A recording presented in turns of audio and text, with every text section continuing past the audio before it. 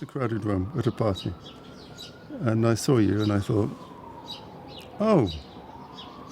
And I saw you and I thought, ah! A New Year's Eve party. It was. And I saw you across the room, and I went for 15 minutes, if that, 5. and I walked over to say hello to you, and you left. And then finally You asked me out. I did.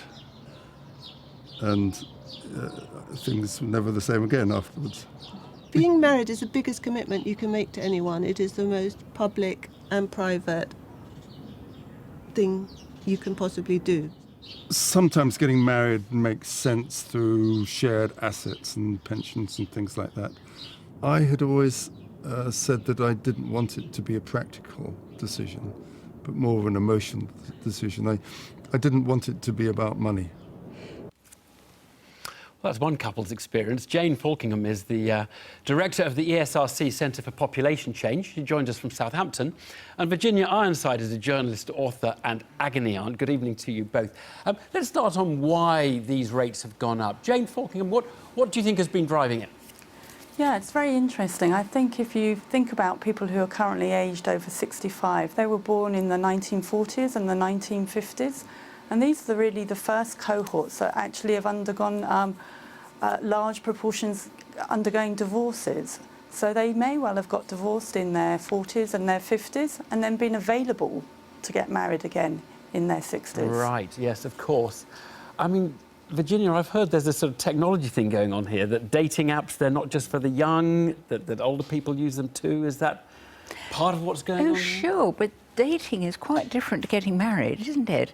I mean, I You've got to start somewhere. I don't understand why they can't just hang out together, these people, be together, but why do they have to get married?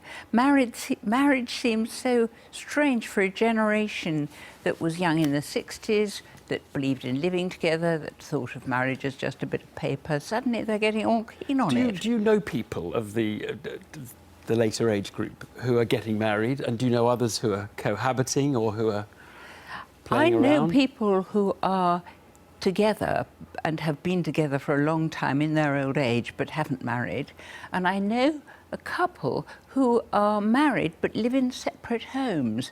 I think that's an odd thing, because neither of them want to give up their sort of self-sufficiency. They only want to see each other at certain times. So why they want to get actually married, I don't know, because it also raises incredible difficulties with the children and wills and who gets what when. Jane, I mean, the other thing that has happened over the lifetimes of the generation we're talking about is very different attitudes to the independence of women. Now, that must be playing a big part in all of this, right? Yes, I mean, women are far more economically independent than they were in the past, and particularly this cohort. Again, these cohorts will be the first generations of women who are really retiring with pensions in their own rights and will be fairly economically independent. So I'm actually also somewhat surprised that we're seeing this rise in marriage rates. But as you say, it's from a low base, and also we've got more people available to be marrying. Well, because life expectancy, Jane, has also gone up, hasn't it? So, I mean, obviously, you may think of yourself when you reach 65 as much younger than people thought of themselves when they were, 30 or 40 years ago. Yeah, no, a 65-year-old's got a woman's got about another 25 years. Yeah. Do you, Jane, think loneliness has a lot to do with it? I think that's quite tricky, really, because, again, I did look at the ONS data earlier today, and actually most of these marriages are taking place of people who are fairly around 65 to 70 to 74. Right. And actually, that age group is still fairly socially active.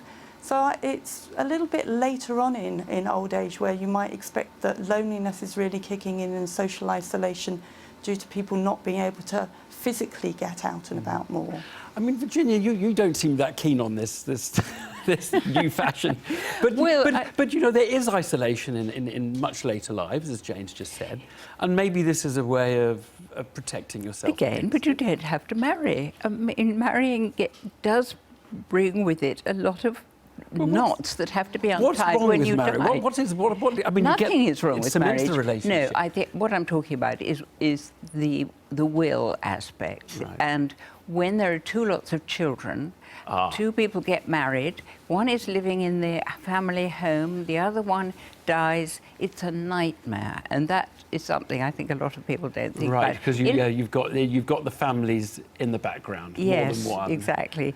Interestingly, I think Jane might agree that it was men of over 65 who got more married than women. Yeah. Yeah. And I can sort of see that. They might want a housekeeper, but I mean, Jane, one other thing, I mean, what are the trends on divorce among older people? Because often when the children maybe have left home or gone on to lead adult lives, Yeah. you're left spending quite a long time together.